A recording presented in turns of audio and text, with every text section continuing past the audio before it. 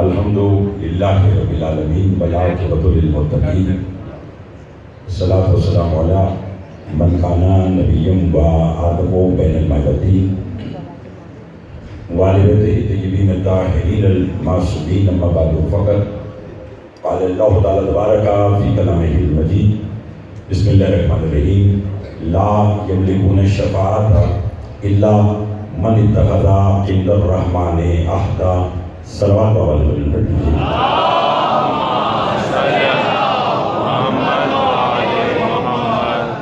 دعا گوں پروردگار عالم ہم سب کا اس پر شہزادہ بیٹھنا اپنی بارگاہ میں قبول منظور فرمائے۔ بانی مجلس میرے محترم جناب ڈاکٹر زیدی صاحب، میرے بھائی زین العابدین صاحب، ان کے اہل خانہ، ان کے والدین کی مولا توفیقات میں اضافہ فرمائے۔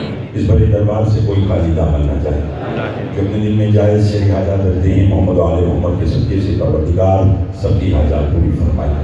بالخصوص جو بیمار ہیں انہیں شفا کاملات فرمائے، جو مقروض ہیں ان کے قرض ادا فرمائے، جو بے اولاد ہیں انہیں اولاد دلیل عطا فرمائے۔ عزاداری سید الشہداء دنیا کی کسی حصے میں بھی ہو رہی ہے، والے والے تو سب کے خود حفاظت فرما۔ ادارہ منہاج-ul-Hussain کے سرپرست اعلیٰ جناب علامہ ڈاکٹر محمد حسین صاحب کو عمر خضر عطا فرما۔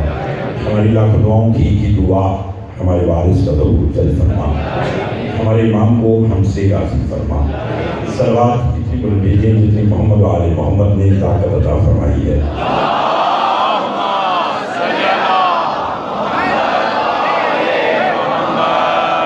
سالانہ شب غم جس سے میری دائی قابل احترام جناب علامہ صاحب اور مولا کی بہترین منقبت خان اور شاعر میرے اہل بیت جناب میر سجاد صاحب اور میرے اور آپ سب کے فخر ملت جعفریہ جناب میر تکلم صاحب نے مجلس-e-Aza سے خطاب کیا اور دیگر جن اباب نے کیا، مالک ان سب کی توفیقات میں اضافہ فرمائے۔ اور میرے بعد بین الاقوامی شہرت یافتہ سفیر بلا سفیر اعظم جناب میر صدیق صاحب تشریف فرما ہیں، انہوں خانی کریں گے۔ اتنی تعداد میں آپ تشریف فرما ہیں، معلوم نہیں آج کی گفتگو کا آغاز کہاں سے کرتا۔ علامہ علیہ صاحب نے بہترین انداز میں آپ کو جنگ بیر العلم سنا رہے تھے اور جناب میر تکلم صاحب نے اپنی منقبت اپنے اشعار میں ایک ایسی بات کہی جس سے میرا دل ہوا کہ میں آپ کی خدمت میں اس انداز سے آج کی گفتگو کو پیش کروں۔ مجھ سمیت جتنے بھی مولا کے مداحان ممبر حسین علیہ السلام پر آتے ہیں ان کا عقیدہ یہی ہے کہ کائنات میں سب سے پہلے اللہ ہے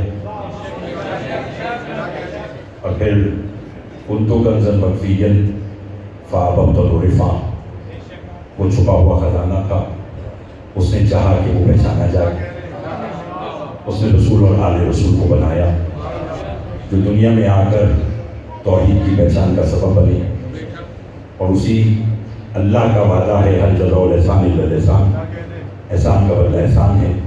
اس نے 14 سے مخاطب ہو کر کہا مخلوق سے جا کر تم نے میری پہچان کروائی، میں بھی تمہارا خالق ہوں، وعدہ کرتا ہوں نماز اس کی قبول کروں گا جس کے دل میں تمہاری محبت ہو۔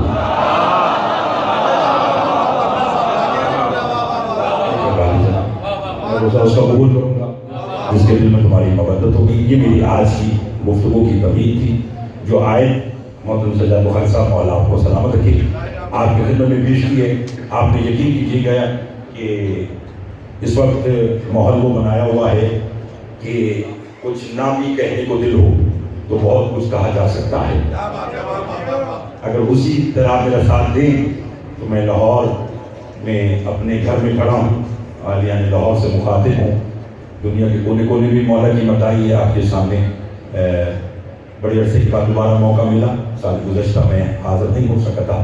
لا یملکون الشفاعۃ الا من اتخذ عند الرحمن عہدا، نہیں ہے کوئی مالک شفاعت الا مگر وہ من اتخذ عند الرحمن عہدا، جنہوں نے رحمان سے وعدہ لیا ہے۔ بات سمجھ میں آئی؟ بعد اللہ شفاعت کی کر رہا ہے، پہلے کہہ رہے لا یملکون الشفاعۃ، نہیں ہے کوئی مالک شفاعت، پھر کہہ رہا الا، مگر وہ ہیں من اتخذ عند الرحمن عہدا، جنہوں نے رحمان سے وعدہ لیا ہے۔ مجمع لاہور کا ہو اور آپ علمی دستگاہ میں بیٹھے ہوں، جملہ میں بولوں اور چپ رہیں یہ ممکن نہیں ہے، یہ وعدہ بتا رہا ہے کہ کوئی معاہدہ ہوا۔ تھوڑے لوگ سمجھے ہیں کہ آپ کی توجہ کا طالب ہوں، یہ وعدہ بتا رہا ہے کہ کوئی معاہدہ ہوا۔ ایک لمحے میں وہ معاہدہ بتانا چاہتا ہوں کہ جس کی وجہ سے یہ شفاعت کا اختیار کسی کو دیا گیا۔ عالم ارواح ہے، یاقوت کا تخت ہے، گفتگو میں نے شروع کر دی، دائیں بائیں آپ نے دیکھنا نہیں ہے، اب جسے جہاں جگہ ملے وہ وہیں بیٹھے اور سماعت کرے۔ شفاعت کا اختیار کن ہستیوں نے اللہ سے لیا وہ بیان کر کے میں آپ سے دعا کا طالب بننا چاہتا ہوں۔ عالم ارواح میں یاقوت کا تخت ہے، تخت پر ایک تاج ہے، تاج کا نام تاج شفاعت ہے، اس تاج کے ساتھ ایک فہرست نامہ رکھا ہوا ہے، 1.25 لاکھ انبیاء کھڑے ہیں۔ آواز قدرت آئی، کون ہے جو یہ تاج شفاعت اپنے سر پہ سجائے؟ مگر یہ تاج پہننے سے پہلے اس کو یہ شرائط پڑھنا ہوگی، جو شرائط پر عمل کرے گا، جو معاہدہ کرے گا، دستخط کرے گا، وہی اس تاج شفاعت کا حقدار ہوگا۔ حضرت آدم کے دل میں تمنا آئی میں جاؤں یہ تاج شفاعت اپنے سر پہ رکھوں۔ آدم آگے بڑھے، شرائط پڑھی، سخت تھی، پلٹ گئے۔ نوح آگے بڑھے، شرائط سخت تھی، پلٹ گئے۔ ابراہیم آگے بڑھے، شرائط سخت تھی، پلٹ گئے۔ انوش آگے بڑھے، شرائط سخت تھی، پلٹ گئے۔ موسیٰ آگے بڑھے، شرائط سخت تھی، پلٹ گئے۔ یحییٰ آگے بڑھے، شرائط سخت تھی، پلٹ گئے۔ یوسف آگے بڑھے، شرائط سخت تھی، پلٹ گئے۔ انوش آگے بڑھے، شرائط سخت تھی، پلٹ گئے۔ ادریس آگے بڑھے، شرائط سخت تھی، پلٹ گئے۔ زکریا آگے بڑھے، شرائط سخت تھی، پلٹ گئے۔ موسیٰ آگے بڑھے، شرائط سخت تھی، پلٹ گئے۔ عیسیٰ آگے بڑھے، شرائط بڑی سخت تھی، جو پلٹ رہا تھا وہ یہی کہہ رہا تھا اللہ جانے شرائط بہت سخت ہے، اللہ جانے یہ توحید سے معاہدہ کون کرے گا، اللہ جانے یہ تاج شفاعت اپنے سر پہ کون سجائے گا۔ ابھی انبیاء محو گفتگو تھے، یا عرش کے کونے سے بطول کا بیٹا حسین آگے بڑھا، جس نے تاج شفاعت اٹھایا اور اپنے نانا کے سر پہ رکھ دیا۔ نانا نے نمازے سے کہا بیٹا یہ کیا کیا؟ کہ نانا 1.25 لاکھ انبیاء میں یہ تاج آپ پہ جستا ہے، شرائط جانے اور حسین۔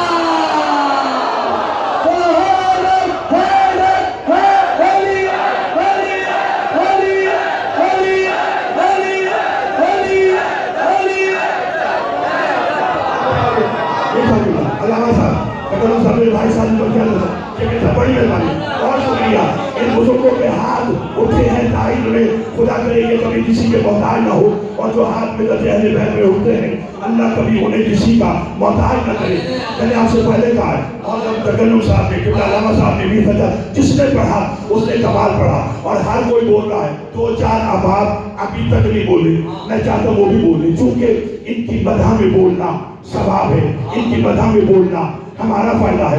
مرزا قبلہ سرکار شادی کے پاس ایک بندہ آیا، اس نے آ کر کہا قبلہ محمد حسین اکبر صاحب تشریف فرما ہے، آواز ان کے کانوں میں جاری ہے، میں ان سے دعا لینے کے لیے جملہ کہنا چاہتا ہوں۔ مفضل چھٹے مولا کے پاس آیا، سرکار بھائی آ کر کہنے لگا مولا اللہ نے جو یہ کاندھے اوپر فرشتے بٹھائے ہیں، مولا ان کا کام کیا ہے؟ فرمایا یہ جو دائیں کاندھے پر فرشتہ ہے یہ انسان کی نیکیاں لکھتا ہے، یہ جو بائیں بیٹھا ہے یہ برائیاں لکھتا ہے۔ مولا کیسے لکھتا ہے؟ فرمایا جب یہ نیکیاں لکھتا ہے تو برائیاں لکھنے والا خاموش، جب یہ برائیاں لکھتا ہے تو نیکیوں والا خاموش۔ ایک وقت میں ایک مصروف ہے، ایک آرام کرتا ہے، ایک کام کرتا ہے، ایک آرام کرتا ہے۔ مجھے خبر نہیں ہے شہر پر مبدت ہے تو جھاڑیے، میں آپ کو جوہر کی بارگاہ سے اڑا کر نجف اشرف علی کی چوکھٹ پر لے جا کر بٹھانا چاہتا ہوں، پھر اپنے اپنی مرضی سے ہدایت توفیق علی سے مانگتے رہیے گا۔ سائل نے مولا کے آگے ہاتھ جوڑ کے کہا اچھا مولا ایک وقت میں ایک کام کرتا ہے ایک آرام کرتا ہے؟ کہا ہاں۔ کہنے لگا مولا کیا کبھی یہ دونوں اکٹھے بھی مصروف ہوتے ہیں؟ کیا کبھی یہ دونوں اکٹھے بھی کام کرتے ہیں؟ کہا ہاں۔ کہا جب کوئی میرے دادا علی کی ولایت پر خوش ہوتا ہے یہ نیکیاں لکھتا ہے، یہ گناہ بھی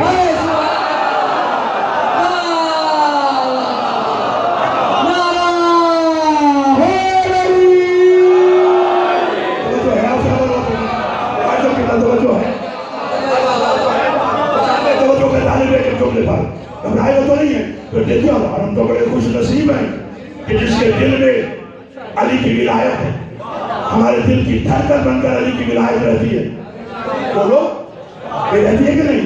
اللہ وہ سانس نہ دے جس میں علی کی محبت نہ ہو۔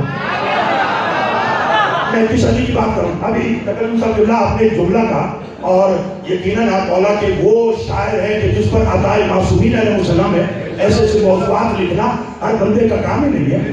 یہ موضوع وہی لکھتا ہے جس پر 14 کی تائید ہو۔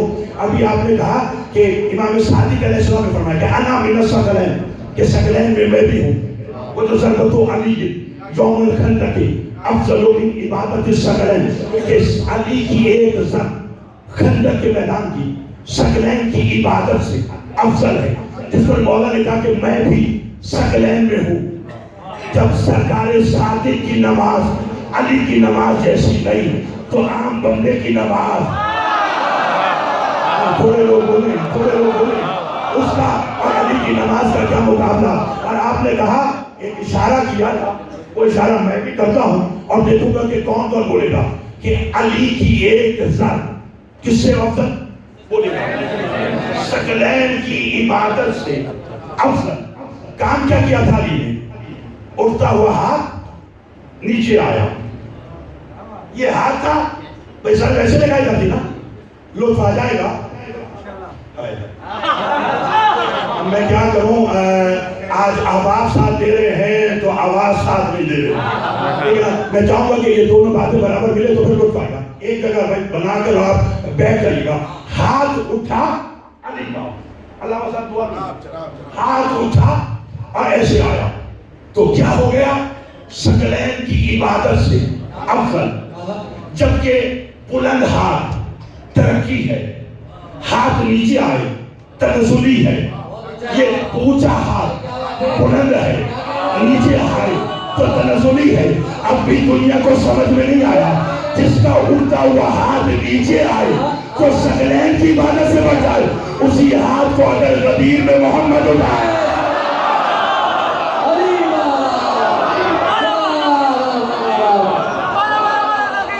جسے بات سمجھ آئیے ہاتھ بلند کر کے حیدری۔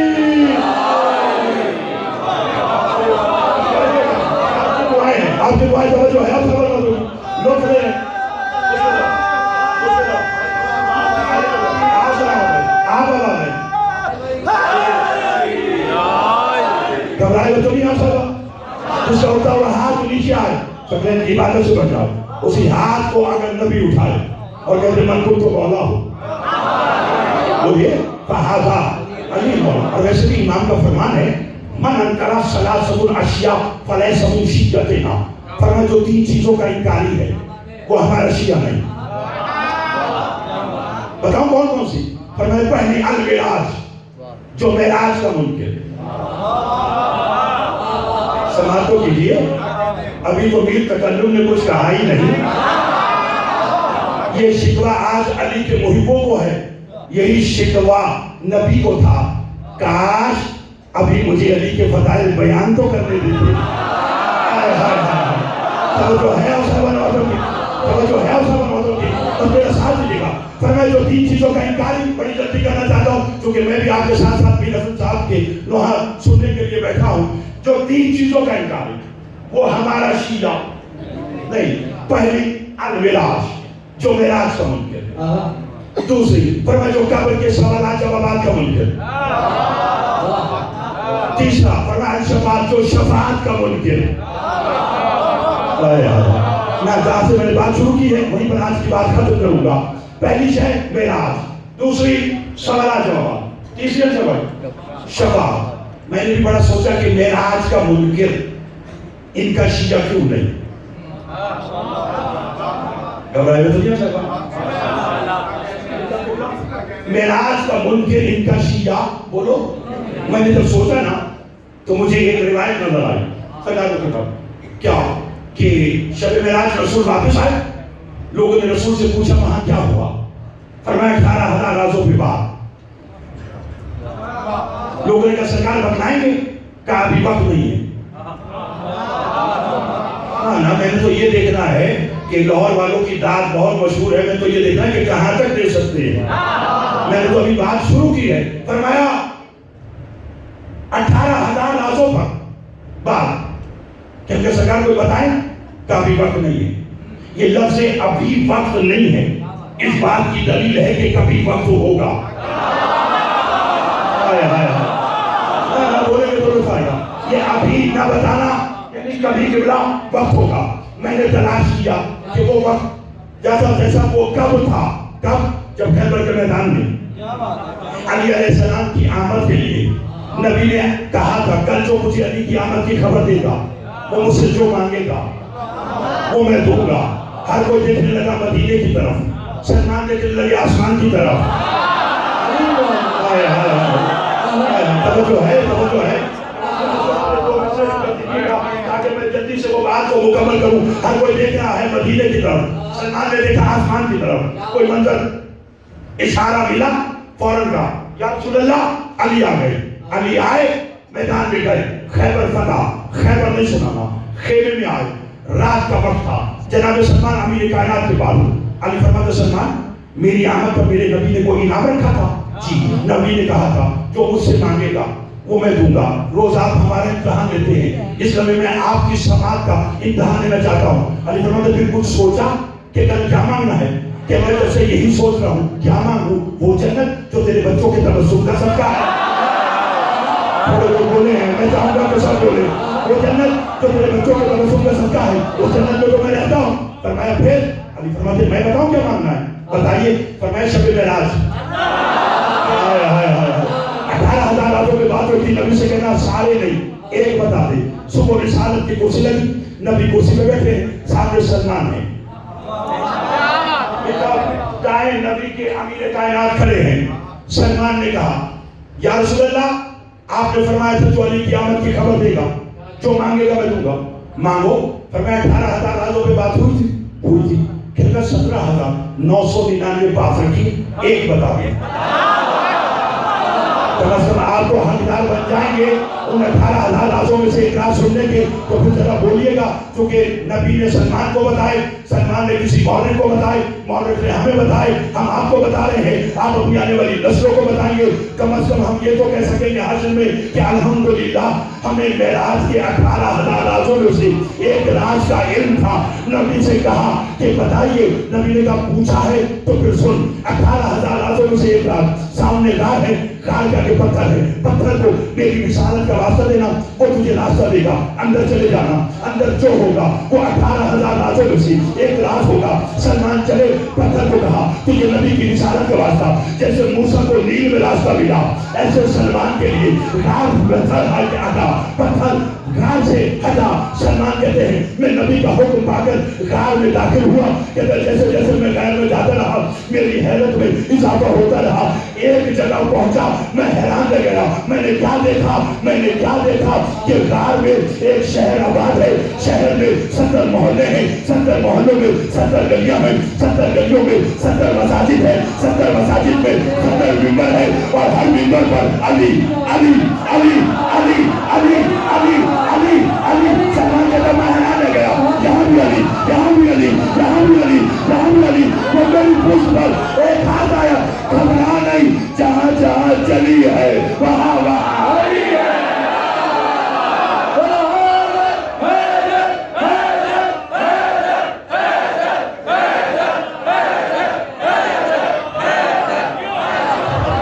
آپ کی کیا بات, آپ کو سننے کی کیا بات ہے؟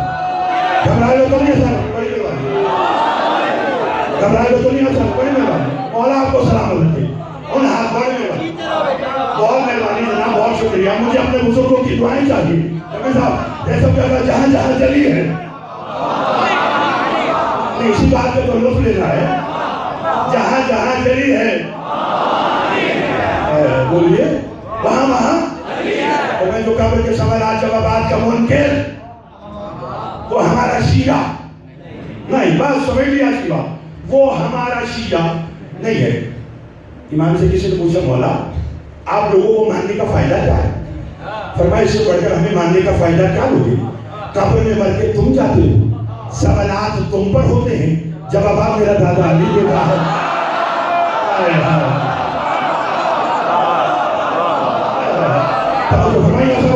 بس کیونکہ اب دامن وقت میں گنجائش اتنی نہیں تھی, اس لیے میں خود بانی مجلس کی حیثیت سے حضرت مولانا میرے بھائی زین صاحب کی توفیقات میں اضافہ فرمائے کہ اجتماع جو معصومین علیہ السلام کا ذکر سننے آیا ہے، پروردگار انہیں کسی کا محتاج نہ کرے. میں جو قبر کے میں سمجھتا ہوں میرا موضوع ادھورا رہ جائے گا اگر میں یہ نہ بتلاؤں، اور مجھے زیادہ نہیں تو زیگم اقتدار صاحب مولا آپ کی توفیقات میں اضافہ فرمائے، زیادہ نہیں تو آج کی مجلس کا لوگ 23 رجب تک رہے گا، 31 مارچ تک، جب تک کربلا جامع شامی میں اور میر صاحب اکٹھے جا کر سجاد بخاری صاحب کے زیر اہتمام مجلس-ے-اعظم نہیں پڑھیں گے، اس وقت تک مجھے دکھ رہے گا. میں اس دکھ کو خوشی میں بدلنے کے لیے تاکہ وہاں پر کسی اور موضوع پر بات ہو وہ میں آپ کو سناؤں. میں نے بڑا سوچا کہ جو قبر کے سوالات جوابات کا منکر وہ ان کا شیعہ کیوں نہیں، تو میر صاحب احمد کوفی مجھے علی کا ایک نوکر نظر آیا کہ جس نے مولا جس کے دروازے پر آئے تھے. بات لمبی ہے، میں ایک جملے میں کہوں کہ مولا نے احمد کوفی کے دروازے میں آ کر کہا تھا احمد کوفی کیا تو چاہتا ہے میں علی تجھے آج جنت میں ایسا کھا لوں جہاں 5 نہریں بیک وقت بہتی ہوں. تھکے تو چھوڑ دیتا ہوں، بولیے 5 نہریں بیک وقت بہتی ہوں. اس نے مولا چاہیے علی کا آج ملے گا مگر 2000 دینار کے عوض. مولا 4000 لیجیے. کہا نہیں، یہ سائل آیا تھا یہ کوفہ کی مسجد میں لوگوں سے 2000 دینار ادھار مانگ رہا تھا. میں علی نے کہا چلو ایک وقت میں دونوں کے کام کرتا ہوں. جتنی جلدی میں کر رہا ہوں جلدی آپ بھی کیجیے گا. کیا کہا؟ دونوں کے کام ہو جائیں. ریکارڈ ہو رہی ہے میڈیا کے ذریعے دنیا کے کونے کونے میں، جیسے کہ رہنے میں جا رہا ہے، لطف لیجیے گا. مولا ابھی لایا 2000 دینار لایا دیے. مولا فرماتے لا، ایک جملہ ہے تاریخی، جیسے آپ نے بیان کیا ایک جملہ میں کرنا چاہتا ہوں، تاریخی جملہ ہے. مولا فرماتے احمد کوفی جی مولا فرمایا لا کاغذ قلم دوات تجھے تیری جنت لکھ دوں. آپ پیچھے رہ گئے، تاریخ آپ کے ذہنوں میں ہے. ابھی آپ نے شعر بھی سنا تھا میرے بھائی سے، فرمایا لا کاغذ قلم دوات تجھے تیری جنت. مجھے کہا مولا لکھنے کی کیا ضرورت ہے؟ اور اتنے لوگ سمجھے لکھنے کی کیا ضرورت؟ آپ نے کہہ دیا ہو. ایک جملہ دھیرے سے کہہ دوں، اگر سمجھا دوں تو یہ زور سے بولیں گے. مولانا کا لا کاغذ قلم دوات تجھے تیری جنت لکھ دوں. اس بات سے یہ بات معلوم ہوئی کہ معصوم جب بھی کاغذ قلم دوات منگاتا ہے جنت دینے کے لیے منگاتا ہے. توجہ بس ادھر مولانا نے تحریر لکھی کہ میں علی ابن ابی طالب نے احمد کوفی کو جنت میں ایسا کر دیا جہاں 5 نہریں بیک وقت بہتی ہوں. آپ کا ایمان، آپ کا عقیدہ، سب کو سلام ذرا میرا ساتھ تو دینا جو سیڑھیوں میں بھی بیٹھے ہیں، جو باہر اسکرین پر بھی سن رہے ہیں. علی نے جنت لکھ کر دی. احمد کوفی گھر کے صحن میں آئے. زوجہ اور شوہر، زوجہ اور بیٹے کو آواز دی. جتنی دیر میں وہ آتے تھڑ سے گرا، انتقال کر گیا.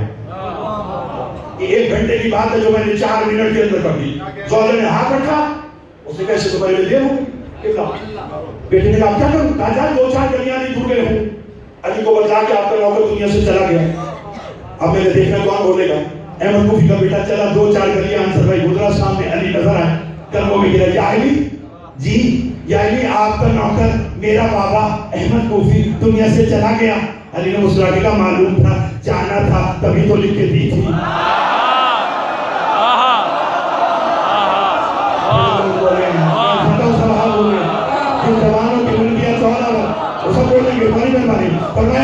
معلوم تھا، جانا تھا تبھی تو لکھ کے دی تھی. بھائی کیا وہ جنازہ ہوگا جسے علی پڑھائے؟ کیا تلقین ہوگی جو علی پڑھے؟ قبر کا دروازہ بند، بخاری صاحب علی چل دیے. احمد کوفی کا بیٹا آیا جو قبر کے سوالات جوابات کا منکر، وہ ہمارا شیعہ نہیں ہے. توجہ، احمد کوفی کا بیٹا علی کے قدموں میں گرا. علی فرماتے کا بیٹا کیا بات ہے؟ کہ آپ کس کس کے امام ہیں؟ علی کہتے امام انس والجنہ، میں انسان جنات سب کو امام. کیا پوچھنا چاہتا ہے؟ کہنے کا مجھے اتنا بتائیں کہ آپ جب سب کے امام ہیں تو قبر میں میرے بابا کے ساتھ کیا ہوگا؟ پیچھے رہ گئے. قبر میں میرے بابا کے ساتھ کیا ہو رہا ہے؟ علی نے پوچھا علی سے ہے تو بیٹا پھر تجھے بتاؤں کیوں؟ دکھاؤں گا. بس یہی تو بات میں نے کرنی تھی، یہی تو بات میں نے کرنی تھی. ہم بڑے خوش نصیب ہیں کہ اللہ نے ہمیں علی جیسا امام عطا کیا. جاگیے گا جس کا امام علی ہے یہ تو دیکھے گا. علی کا بتاؤں کیوں دکھاؤں گا مولا، میں دیکھ سکوں گا. علی کہاں مولا کیسے؟ پر میں میری دوگلیوں میں دیکھ. اب آپ میری طرف دیکھیں گے تو نہیں آئے گا. علی کہتے میری دوگلیوں میں دیکھ اور بتا کہ قبر میں تیرے بابا کے ساتھ کیا ہو رہا ہے. اس طرح کر کے علی نے انگلیاں کی، اس نے ایسے کر کے قبر میں جھانکا، پھر دیکھا، پھر غور سے دیکھا، پھر حیرت سے دیکھا، پھر حیران ہو کر دیکھا، پھر توجہ سے دیکھا، پھر دیکھنے کے بعد ایسے دیکھا، پھر ایسے، پھر ایسے، پھر ایسے. علی نے کہا ہوا کب قربان جاؤں تجھ پہ، قبر کے اندر بھی تو ہے.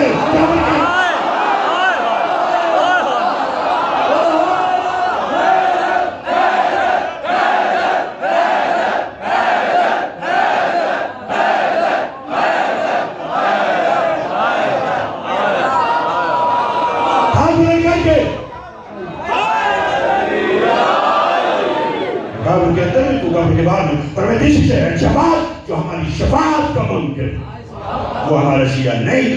2 منٹ میں آج کا نتیجہ اور 1-2 جملے مسائب کے. جو شفاعت کا منکر وہ ہمارا شیعہ. یہ اکثریت ممبر حسین علیہ السلام پر تشریف فرما ہے، جن میں سے کوئی عاشور پر کربلا، کوئی 40 پر کربلا مانا، کوئی عاشور اور 40 پر کربلا. میر صاحب قبلہ کے ساتھ جتنے بھی احباب ہیں ان کے 2 سباب کی کوشش کرتے ہیں کہ عاشور کربلا میں ہو، 40 کربلا میں ہو، شام علی بی بی کے پاس ہو. زمین توجہ کا طالب نجف اشرف میں چند سالوں پہلے، کوئی 50 سال 70 سال پہلے کی بات ہے، ایک جنازہ آیا، خدام لوٹا ہوا آیا. اس نے کہا امیر کائنات کا حکم ہے یہ جنازہ میری تربت کا طواف نہیں کر سکتا. آج بھی آج سینکڑوں جنازے تربت امیر کا طواف کرنے کے لیے آتے تاکہ شفاعت ہو. نتیجہ ہے آج کا، نتیجہ ہے آج کا. ساتھ میں کیا شفاعت ہو. اس نے کہا، امام نے کہا کہ یہ جنازہ میرے حرم میں نہیں آئے گا، گنہگار ہے، اس کی بخشش نہیں ہے. ہائے خبر تو ہو آپ کو کہ ہم کیوں آپ کے اس پہل میں یہاں بیٹھے اس ذکر کو سماعت کر رہے ہیں کہ میڈیا کے ذریعے ذرا دنیا کو علم تو ہو. اس نے کہا کیوں؟ ان کا گنہگار ہے، واپس لے جاؤ. آج جا کر بات توجہ، جنازہ لے کر واپس چلے. رشتہ داروں نے گھوڑا صاحب سے پوچھا کیا کریں ہم؟ اس نے جسے علی نے منع کر دیا، اب اسے دفناؤ یا جلاؤ، پھینکو، دریا میں ڈالو، کچھ کرو ہماری بھلا سے. گنہگار ہے جو یہاں نہ بچا گیا جنت میں کیسے جائے گا؟ اب یہ باتیں کرتے ہوئے روتے روتے جا رہے تھے. سجاد بخار صاحب اللہ یا وہی خادم دوڑتا ہوا ہے. اس نے رو جاؤ مبارک ہو، اس کی شفاعت ہو گئی. میرا موضوع ضائع نہ کیجیے گا. کیا مطلب؟ علی فرما رہے اس کا جنازہ میری تربت پہ لے آؤ، طواف کراؤ اور رات کو سجا میں دفن کر دو. میں علی اس کی شفاعت کا ضامن، میں علی نے سے بخش کیا. اور حسن نے ہاتھ جوڑ کر کہا تھوڑی دیر پہلے آیا تھا، تو نے کہا جنازہ لے جاؤ، گناہگار ہے، اب آیا ہے کہ جنازہ واپس لے آؤ، شفاعت ہو گئی. وجہ؟ اس نے کہا ہاں پہلے گناہگار تھا، مگر جب تم جنازہ لے کر واپس آئے تم نے دیکھا نہیں آندھی چلی تھی، آندھی کا رخ کربلا سے تھا اور کربلا کی ٹھاکے شفا اس کے کفن پہ آ گئی. اور علی کہہ رہے کس کے کفن پہ ٹھاکے شفا آ جائے علی اس کی شفاعت کرے گا.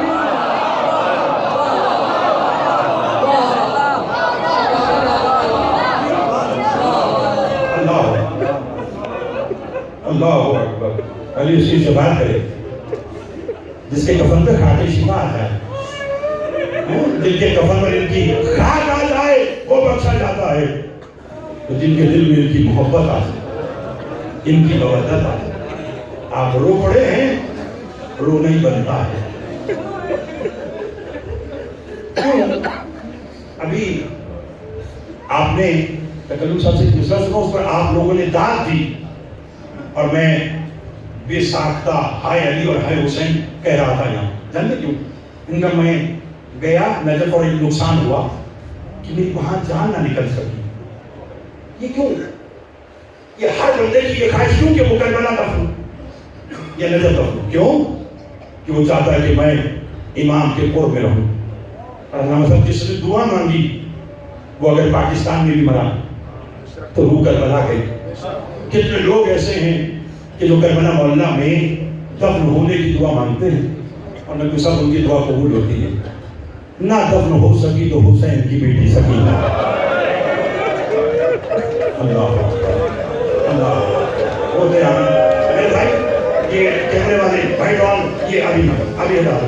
یہ بھی میں چلانا جب نوحہ خالی ہوگی اس وقت لیجیے گا. بھی سب بیٹھے ہوں. میں آپ سے گزارش کرتا ہوں کیونکہ مجھے غربت کے 2 جملے پڑھنا ہے اور اس میں نہیں چاہتا کہ کوئی ذرا سی بھی کسی کی توجہ ادھر ادھر چلی جائے. ایک لمحے کے لیے آپ بس یہ سوچ کے رونا ہے کوئی غریب سے غریب بھی مر جائے.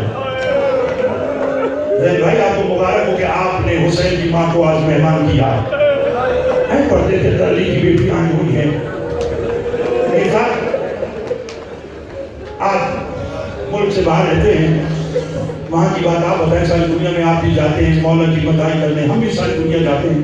میں نے جہاں دیکھا وہاں بس یہی دیکھا کہ کوئی غریب سے غریب بھی مر جائے اس کا چہلم 40 دن میں ہو جاتا ہے. میرا خیال ہے اگلا جملہ پڑھنے کی مجھے ضرورت نہیں ہے. میں کہا کوئی غریب سے غریب بھی مر جائے اس کا چہلم 40 دن میں ہو جاتا ہے. اللہ جانے کتنا غریب ہے بطول کا بیٹا حسین کہ جس کی بہنوں نے اس کا چہلم کیا 1 سال کے بعد. اللہ اکبر اللہ اکبر. آئیے روتے آئیے گا کیونکہ مجلس شہادت بی بی سکینہ سلام اللہ علیہا اور رہائی اسیران کربلا سے منسوب ہے. تو میں آپ کی خدمت میں یہ دونوں ہی باتیں پیش کرنا چاہتا ہوں. حسین کی یتیمہ, اکثر ہم جب آتے نا ممبر پر تو میر صاحب کو کوئی کہہ رہے تھی نوحہ سنائیے آپ حسین کی بیٹی کا. ہم آتے لوگ کہتے تھے ہمیں ذرا حسین کی بیٹی کی شہادت کے جملے سنا دے. مجھ سے تو جب بھی کوئی یہ خواہش کرتا ہے نا میرے ساتھ تو میں تو رو کر ممبر پر یہی جملہ کہتا ہوں کہ بھائیو میں 4 سالہ اس بچے کی آپ کو کون سی شہادت سناؤں؟ شام غریبہ تماچے لگنے کی شہادت سناؤں, گوشوارے چھننے کی شہادت سناؤں, بے پناہ اونٹوں پر باندھنے کی شہادت سناؤں, یا کوفہ کے بازار کی شہادت سناؤں, یا شام کے دربار کی شہادت سناؤں, یا اس والی شہادت سناؤں جب رو گئی رہی تھی اور یزید نے کہا تھا کہ جب تیرا باپ سفر سے آتا تھا تو تجھے کیا لا کر دیتا تھا؟ بی بی کہتی تھی میرا بابا مجھے تازے خورمے دیتا تھا. یہ کہتا تھا اگر آج میں دوں تو کھائے گی. بیوی نے بھائی کی طرف دیکھا, بھائی نے رو کر کہا سکینہ امتحان ہے, ہاں کر شاید تجھے اس کا بڑا انعام ملے. بیوی نے کہا ہاں خورمے کھاؤں گی. اس نے اشارہ کیا وہ دشت لاؤ جس پہ رومال ڈھکا ہے. بچی سے کہنے لگا یہ تازہ خورمے ہیں, ماتم کرنا تمہیں کب دیکھنا. بچی نے دشت لیا, رومال کے اندر ہی بابا کی خوشبو آئی, رومال ہٹایا, حسین کا کٹا ہوا گلا نظر آیا. بچی نے ماتم کر کے کہا بابا جان شبر نے مجھے بڑا مارا.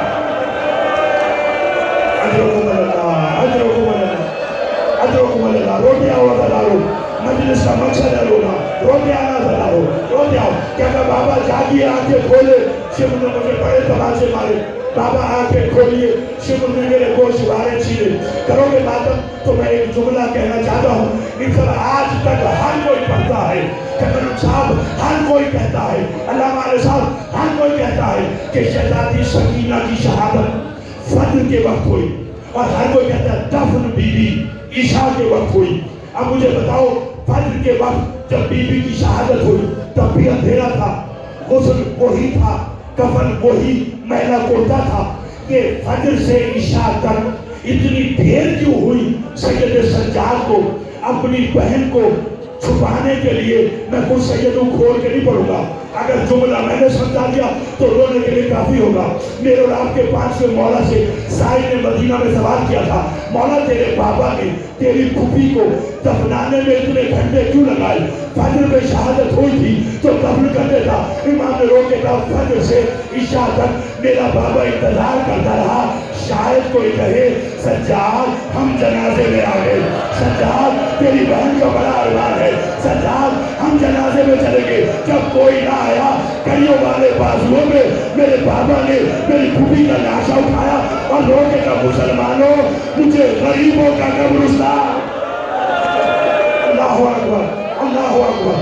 اجرکم اللہ. روتے آؤ روتے آؤ بتاؤ. بس ایک جملہ اور کہنا ہے. رہائی ملنے لگی, سید سجاد کو یزید نے کہا میں تمہیں قیدوں سے رہائی دیتا ہوں. اسی طرح روتے آنا، میں قیدوں سے رہائی دیتا ہوں، حالانکہ تک دو میں امام ہوں، مگر کوئی کام پھوپھی کے مشورے کے بغیر نہیں کرتا۔ میں نے ایک ہی جملہ کہنا ہے اور میر صاحب سے میں گزارش کروں گا، جہاں چھوڑوں اسی کے ساتھ ہی آپ وہ نوحہ پڑھیے گا کہ ہر کوئی روتا ہوا زندان کو یاد کرتا رہے۔ سید سجاد سے یزید نے کہا رہائی، آپ نے کہا امام کوئی کام پھوپھی کے مشورے کے بغیر نہیں کرتا۔ سید سجاد قید خانے میں آئے، اگر ماتم کرنا بس میری طرف دیکھنا، آنکھ جانے اور حسین جانے۔ سجاد رہائی کی بات لے کر قید خانے میں آئے، جیسے نمازی تشہد میں بیٹھتا ہے، سید سجاد پھوپھی کے سامنے آ کر ایسے بیٹھ گئے۔ بی بی نے جو بیمار کی حالت دیکھی، بی بی سمجھ گئی دربار سے آیا ہے، پتہ نہیں کیا بات ہے۔ بی بی آگے بڑھی، دونوں ہاتھ سجاد کے کاندھے پر رکھے، کون ہے جو روئے گا؟ ہاتھ رکھے گا بیٹا سجاد مت گھبرا، اگر کوئی اور شام ہے تو زینب حاضر ہے، اگر اور کوئی بازار ہے تو زینب حاضر ہے، اگر کوئی اور دربار ہے تو زینب حاضر ہے۔ کرتے آؤ ماتم کا پھوپھی، نہ کوئی بازار ہے نہ کوئی دربار ہے، ظالم کہہ رہا ہے میں قیدوں سے رہائی دینا چاہتا ہوں۔ بی بی رو کر کہتی سجاد اب زینب رہائی لے کر کیا کرے گی جو روز کہا کرتی تھی پھوپھی اماں ہم اپنے گھروں کو گھر جائیں۔ اجرکم اللہ، اجرکم اللہ، کیا اچھا وہ ہمیں رہائی دینا چاہتا ہے تو اسے کہ مجھے ایک مکان دے۔ سمجھ لیا آج کی ساری بات، میں جہاں بیٹھ کر اپنے بھائی حسین کو جی بھر کے رو لوں، آپ بھی رو لو۔ 8 راتوں کا، ویسے تو جب تک حیات ہے حسین کا ذکر ہے، مگر وہ جو 2 مہینے 8 دن بنائے ہیں نا آپ نے، اس میں 8 راتوں کا مہمان رہ گیا ہے بطول کا بیٹا حسین۔ آخری الوداعی سال کا غصہ ہے، روتے آؤ ماتم کرتے آؤ کریا کرتے آؤ۔ بی بی نے کہا مکان دے جہاں میں حسین کی مجلس پڑھوں گی۔ بی بی کے حکم پہ مکان ملا، شام کی عورتیں اس مکان میں آئی۔ اس سے بڑی غربت کیا ہوگی؟ بی بی مکان میں کھڑی ہے، سر جھکایا ہوا ہے، شام کی عورتوں نے ہاتھ باندھے ہوئے، رو کے کہتی ہے علی کی بیٹی ہمیں معاف کر، ہم نے تجھے پہچانا نہیں تھا، کریم کی بیٹی تھی۔ رو کے کہا معاف تو میں نے تمہیں پہلے بھی کر دیا تھا، سنو جب میں تمہارے شہر میں قیدی بن کر آئی تھی تمہارے ہاتھ مضروب تھے، اس وقت کسی کی حسرت رہ گئی ہو، آؤ مجھے پتھر مارو، میرا اکبر مارا گیا، آؤ اجرکم اللہ، اجرکم اللہ، بس روتے آنا۔ بس بی بی نے حسین کی مجلس ہوئی۔ اکثر مجلس کے اختتام پر آپ دیکھتے ہو زیارات نکلتی ہے، کہیں علم کی شبی، کہیں زلجنہ کی شبی۔ جانتے ہو یہ زیارات سب سے پہلے کہاں نکلی؟ کہ شام کے اسی مکان میں نکلی جہاں علی کی بیٹی نے بھائی کی پہلی مجلس پڑھی، اور جب علی کی بیٹی مجلس پڑھ چکی کچھ زیارات آئی، میری طرف دیکھنا کیا کسی بی بی کی گود میں علی اکبر کا سر آیا، کسی کی گود میں حسین کا سر آیا، کسی کی گود میں عباس کا سر آیا۔ سید سجاد نے ہر بیوی کو چادر دی، سر دیا، جناب عباس کا سر لیا، ماتم کا نظر میں دیکھنا، نمی سی چادر لی، 2 گوشوارے لیے، مکان سے باہر چلا۔ علی کی بیٹی نے رو کے کہا سجاد کہاں جانا ہے؟ کہ اماں میرے ساتھ چلو۔ پھوپھی بھتیجا قبرستان غریبہ میں آئے، 4 سال کی بچی کی قبر پہ عباس کا سر رکھا، گوشوارے رکھے، چادر رکھی، رو کے کہا سکینہ جان بھیا بدل جا رہا ہے، سکینہ جان قیدوں سے